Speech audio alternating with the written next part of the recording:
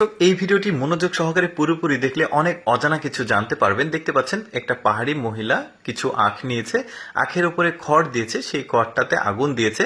যখন আখগুলো সুন্দরভাবে নরম হয়ে পুড়েছে, এখন এটার উপর থেকে চোচাটা তোলা হচ্ছে।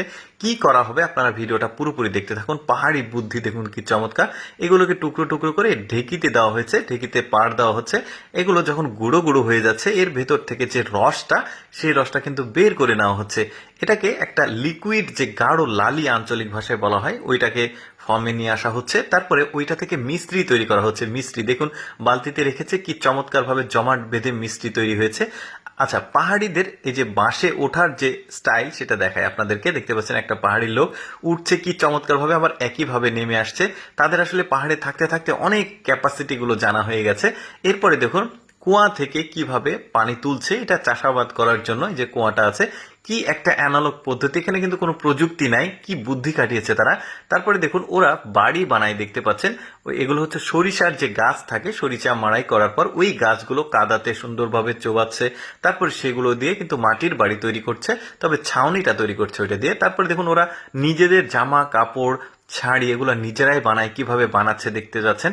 বেশ চমৎকার কিন্তু। এই যে দেখতে পাচ্ছেন ওরা কাপড় বানাচ্ছে, এটা দিয়ে শাড়ি হবে, গামছা হবে, তারপরে ওদের পোশাক আশাক এগুলো হবে। পাহাড়িরা যে শুধুমাত্র ওদের বাড়িঘর খারাপ হয় তা কিন্তু না, ওদের বাড়িঘরও কিন্তু উন্নত হয়। তারপরে দেখুন পাহাড়ি অঞ্চলে মাছ ধরার একটা সিস্টেম দেখুন, বালির মধ্যে চিংড়ি মাছ বের করছে ওরা, কি চমৎকার। সম্ভবত পানি শুকিয়ে গেছে, পাহাড়ি নদীর পানি, তো বালির মধ্যে চিংড়ি মাছগুলো লুকিয়ে ছিল, ওরা শুধু বের করে নিচ্ছে, কি চমৎকার। দেখুন পাহাড়ে যারা বসবাস করে শিশু বাচ্চারা, তারা কিন্তু ছোটবেলা থেকেই আসলে বিভিন্ন রকম ক্রিয়েটিভ কাজের সাথে মা বাবার দেখে শিখে। দেখুন কত চমৎকার ভাবে বাস্কেট তৈরি করছে, ঝুড়ি, আর কতটা হাত তার ফাস্ট দেখতে পাচ্ছেন। মানে পাহাড়ি বাচ্চারাও কিন্তু এই ধরনের জিনিসপত্র শেখে। তারপর দেখুন পাহাড়ি পদ্ধতিতে মুড়ি ভাজার সিস্টেম দেখুন।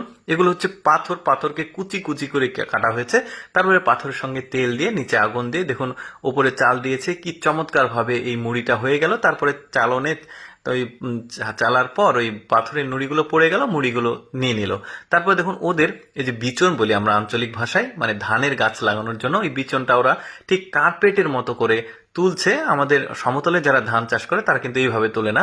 তারপরে দেখুন ধান লাগানোর সিস্টেম দেখুন, একটা একটা করে ধান লাগাচ্ছে। ধৈর্য দেখুন তাদের, তারা যে শুধু ওইভাবে ধান লাগায় তা কিন্তু না। এই যে দেখতে পাচ্ছেন এই মহিলাটা গুচ্ছ গুচ্ছ করে ধান লাগাচ্ছে, আর পিঠের উপর কিন্তু ওর বাচ্চাটা আছে। এবার এইটা দেখুন, এটা হচ্ছে কচি বাঁশ, আর এই বাঁশটা কিন্তু পাহাড়ি অঞ্চলে যারা বসবাস করে তারা কিন্তু কচি বাঁশগুলো খায়, নরম অংশটুকু সবজি হিসেবে খায়। বেশ চমৎকার কিন্তু।